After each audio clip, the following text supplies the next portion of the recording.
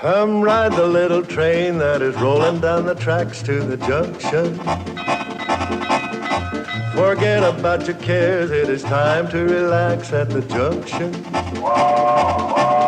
Lots of curves, you bet, and even more when you get to the junction. Petticoat Junction. There's a little hotel called the Shady Rest at the junction. Petticoat Junction. It is run by Kate, come and be her guest at the junction. Petticoat Junction. And that's Uncle Joe, he's a moving kind of slow at the junction. Petticoat Junction.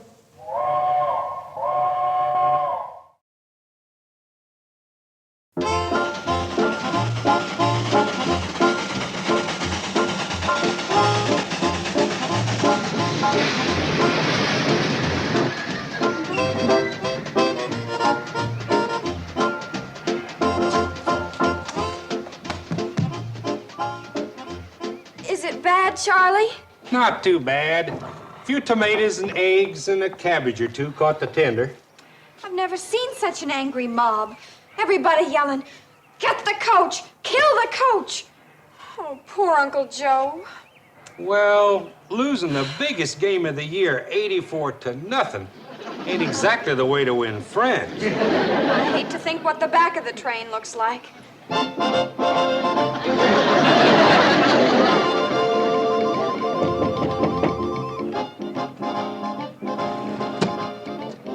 Safe to come out now? Yes, Mr. Bedloe.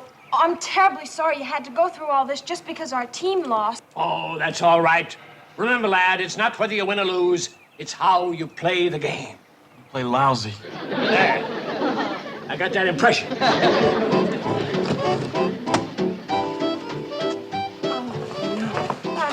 Oh, I'm sorry, kids. But remember, it's how you play the game. Yeah, that's what Mr. Bedloe just said.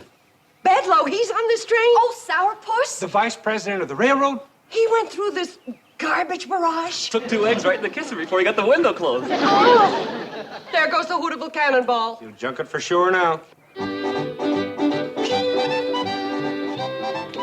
Mr. Bedloe, don't blame Charley and Floyd and their train. I mean your train. It's not their fault that Hooterville High lost every single game this year and the people finally got fed up. It's his fault.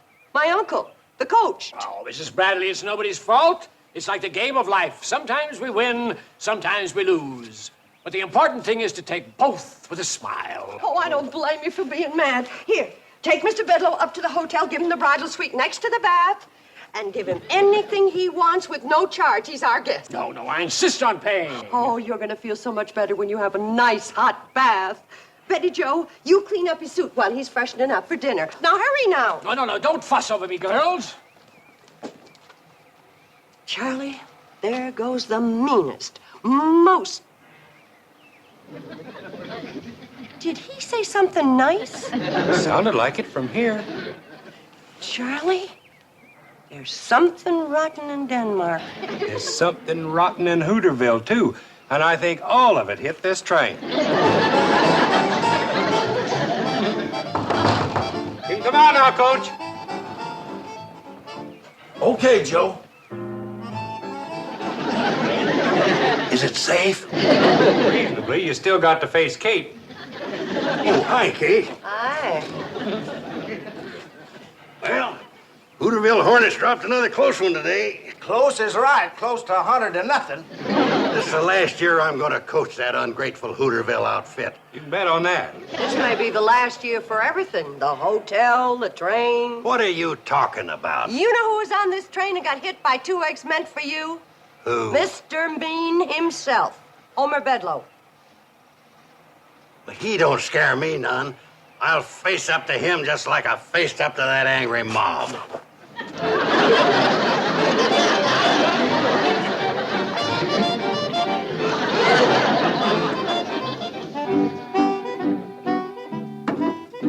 Is he their directors of the railroad? 2 Two of them, big shot Eastern fellas, come in a private plane. Now, they're going to board the Cannonball here in Hooterville tomorrow morning for an inspection trip. And Bedloe put him up to it, huh? He's awaiting for him at the Shady Rest. Oh, that sneaky rat.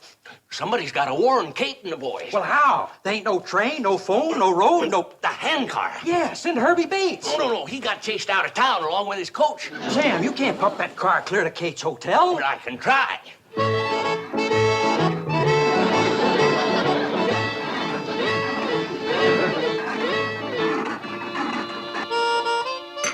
I said to myself, Homer Bedloe, you've got to go back to that wonderful little town of Hooterville and ride that wonderful little train to that wonderful little hotel and visit with all those wonderful people. I'll say one thing for you, Homer. You're a good loser, but we really outsmarted you when you tried to scrap the Cannonball. Uncle Joe, Mr. Bedloe doesn't want to talk about that. Kate, women don't understand the kind of sportsmanship that goes on between men. Now, Homer and me locked horns, and he got the worst of it. But he ain't mad, are you, Homer? Not a bit. Of course, I guess you did look kind of silly back at the main office. Certainly did. See how good he's taking it? He don't mind being beaten by a better man. Uncle Joe, I need you to help me move something into the lobby. Sure, Kate. What do you want to move? You.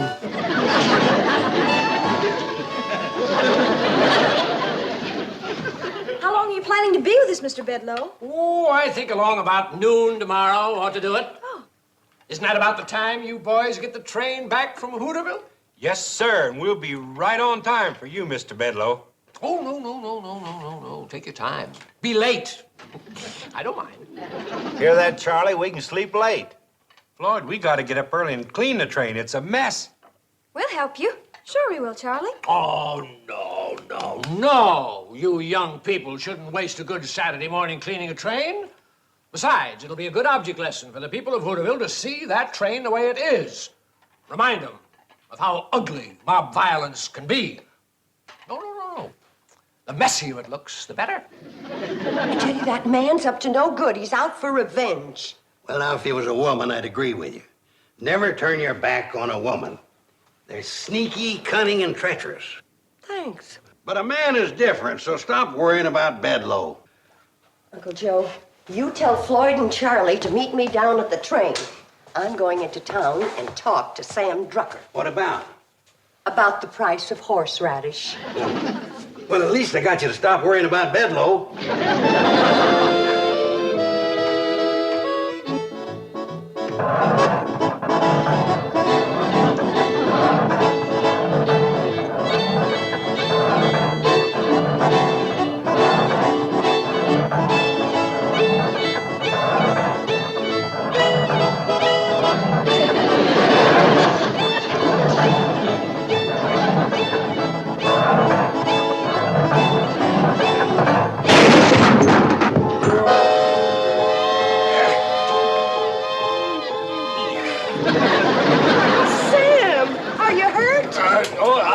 I don't think so, no.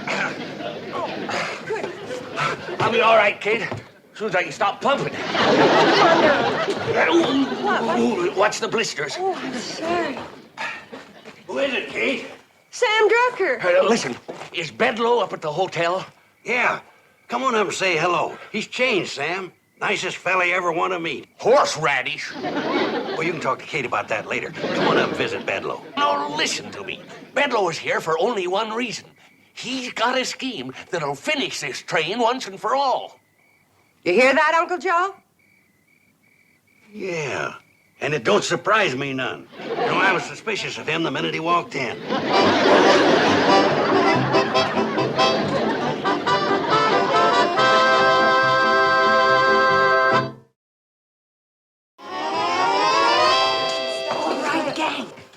Those big city railroad directors see the Hooterville Cannonball in the morning, she's going to be shining like a new penny.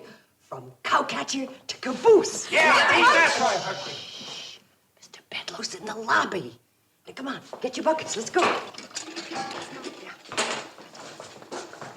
Betty Jo, listen. You and Herbie help Floyd and Charlie scrub down the locomotive, okay? Now, Bobby Joe, you and Bill... Where's Billy Joe? She didn't like the way her blue jeans fit her, so she's taking them in through the... Oh. Now, come on. Let's go. We only got till daybreak. Oh, no, Sam. No. You've done your part. You go to bed and rest those blisters. Not me, Kate. I want to be in and foiling Bedloe all the way. Thank you, Sam.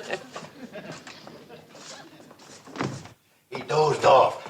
I think it was your eggnog that did it. Well, I thought it would. I put a half a bottle of cooking sherry in it. I wondered how he could go to sleep while I was telling him the story about my wooden Indian. I was telling him all about my great-great-uncle, Kit Carson, how he carved it out of solid oak with a hunting knife given to him by this old Indian chief when he was just a boy living in the woods down in southeast. Joe, you're putting me to sleep, and I got work to do. And so have you.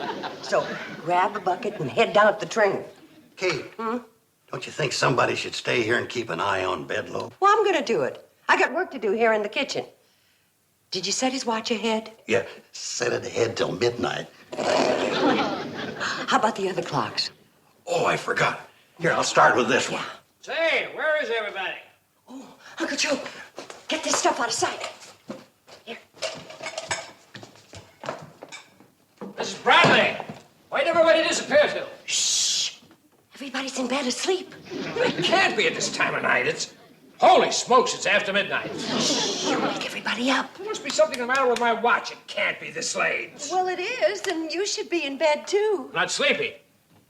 I'll make you some more eggnog. Oh, that's darn good eggnog, but I don't want you to go to all that trouble. Oh, it's no trouble at all. I can't believe I slept for 3 hours. Is there a clock in here? Well, I'm so ashamed it's so dirty, you can't tell what time it is. There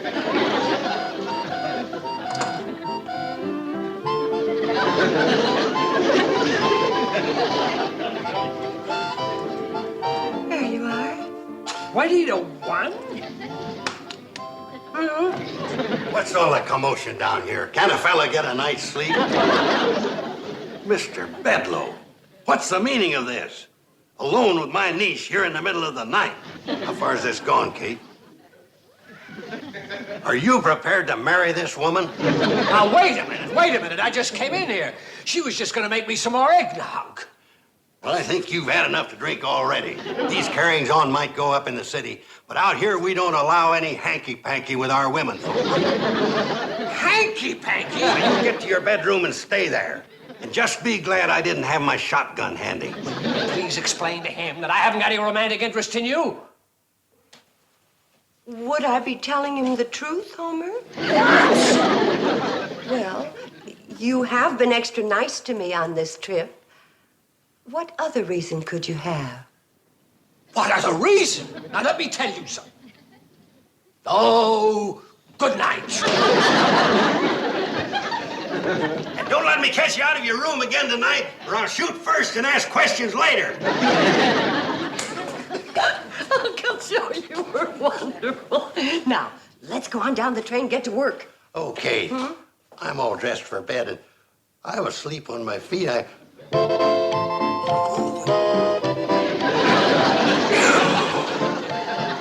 Let's go.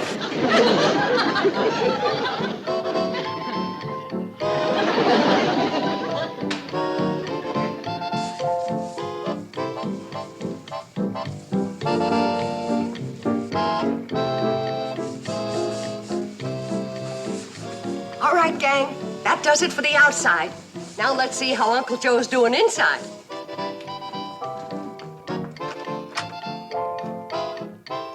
Uncle Joe?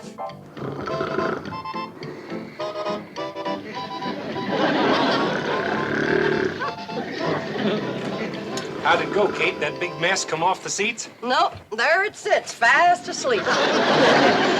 How he can sleep on those hard, splattered up backbreakers is beyond me. Say, Charlie, can you and Floyd unbolt these seats and get him out of here? Well, yeah, Kate, but wouldn't it be easier to wake him up and let him walk out? That's not what I had in mind. Look, go get your tools and take everything out of this coach. Everything? Everything. Those two big city railroad directors are going to get the surprise of their lives.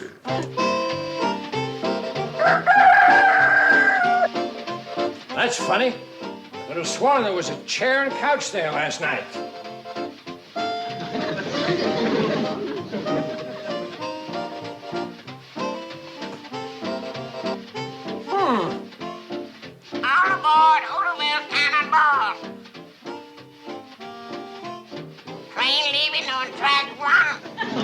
After today.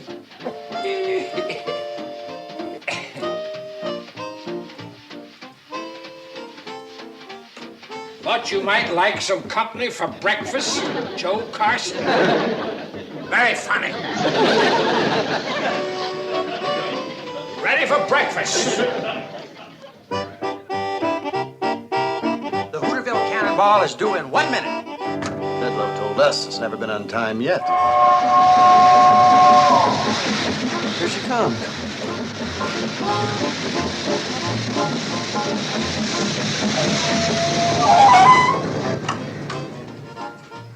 Hooterville!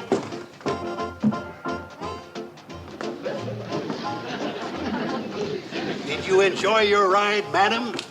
Sonny, that's the finest train ride I ever had in my life. Smooth as glass all the way. Well, thank you, madam. You must ride with us again. You bet I will, Sonny. All aboard the Hooterville Cannonball, gentlemen. There was no one in the station to sell us a ticket. Part of the satisfaction guaranteed service. We collect the fare at the end of the ride only if you're happy. Hey, that sounds great. Sounds like very bad business to me. Board!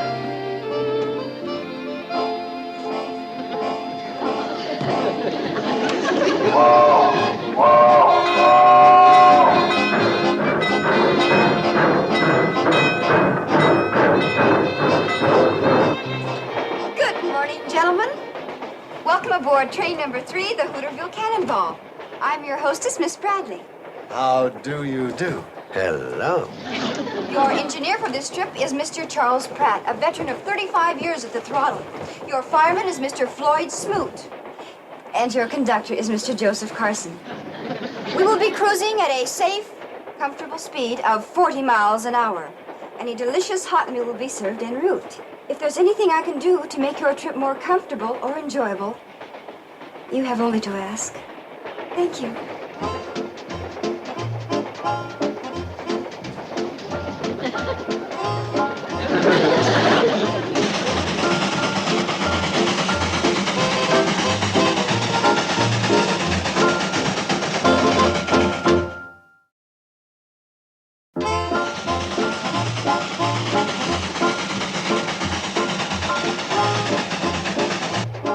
You give a very good shine, young fellow.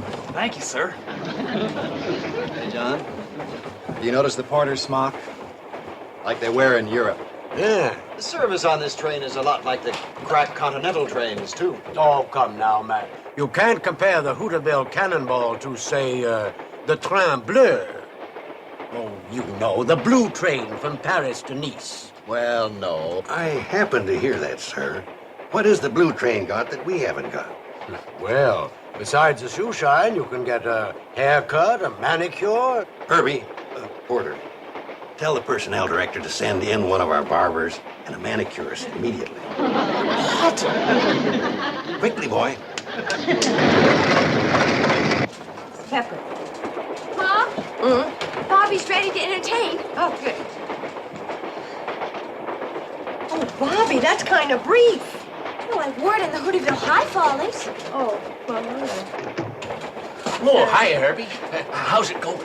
Fine. Until Uncle Joe promised him a barber and a manicurist. What? Sam, did you ever give a haircut?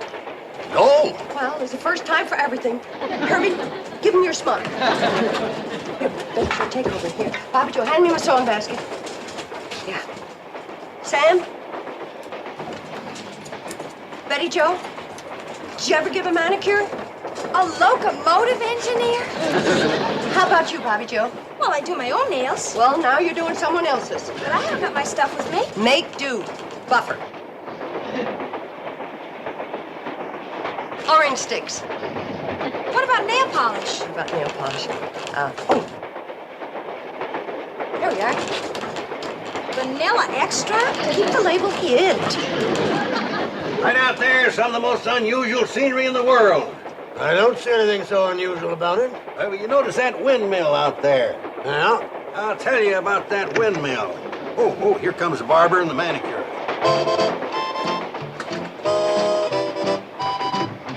Well, I'll be darned. I'd rather be manicured.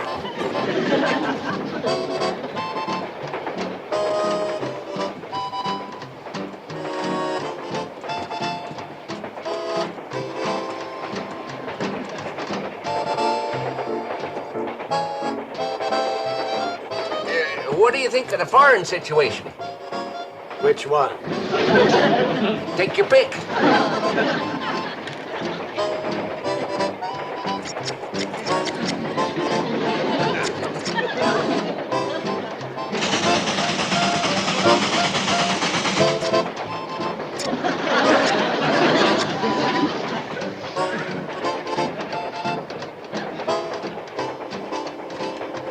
There you are, sir.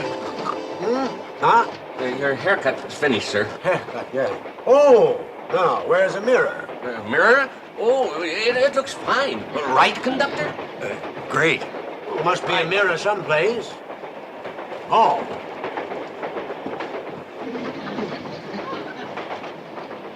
Barber, come here. Yes, sir. That is the best haircut I ever had. Thank you. My barber could certainly take lessons from you. Say, Max, how's your manicure? Sensational. This whole train is sensational. You said it. John, do you think maybe Bedloe drinks? I don't know if he does now, but he may start after I get through with him. I'm telling you that when John Fisher gets through with a Hooterville Cannonball, it'll be nothing but a pile of scrap. He'll rip up those tracks with his bare hands. There's the only man I know that's meaner than me. These local yokels thought they had me over a barrel, thought they had me outsmarted. Well, nobody gets the best of me. I never forget, and I never forgive. I'll see every last one of them in the poorhouse. Come to think of it, I'm as mean as John Fisher. Maybe meaner.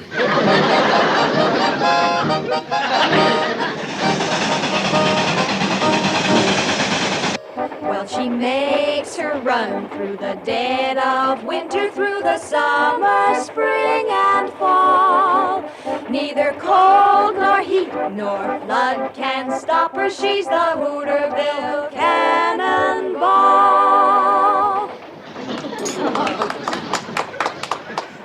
Betty Jo, maybe the gentleman would like another helping. Oh, no, please. I've had 5. 6 for me. What was that delicious concoction? But just chicken and dumplings, country style. Specialty of the Hooterville Cannonball chef. I'd like to meet him. Would you ask him to come in? He never leaves the kitchen. You actually have a kitchen in there? He's small but efficient. Let's go see it. It may serve as a model for our new diesel streamliners. Good idea. You gentlemen connected with some railroad? Well, as a matter of fact, we are 2 of the directors of this railroad. Oh, dear, my goodness, did you hear that? Why, if we'd have known that, we'd have given you our first-class service. What have we been getting? Economy tourist class. Max, there's no 2 ways about it. This is the greatest train on wheels. Bar none. And we've ridden them all. Wait till I get my hands on Bedloe.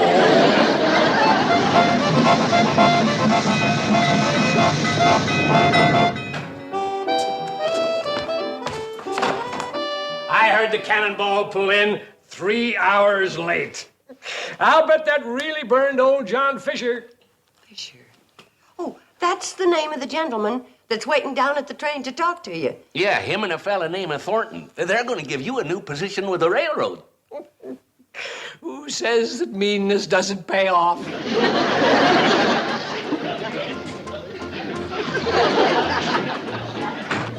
Floyd and me sure do appreciate this, Mr. Fisher. Yeah, Mr. Fisher. The kind of train you boys run, you deserve it. Snap to it, Bedloe, you won't even keep this job. Yes, sir, boss. Where'd I go wrong?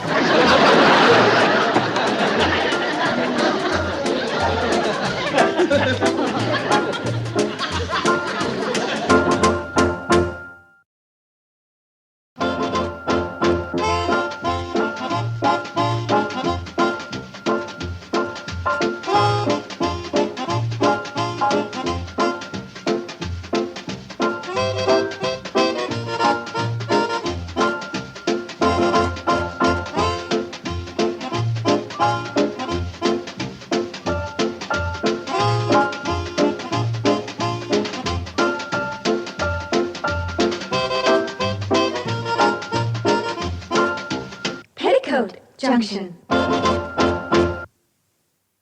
This has been a Filmways presentation.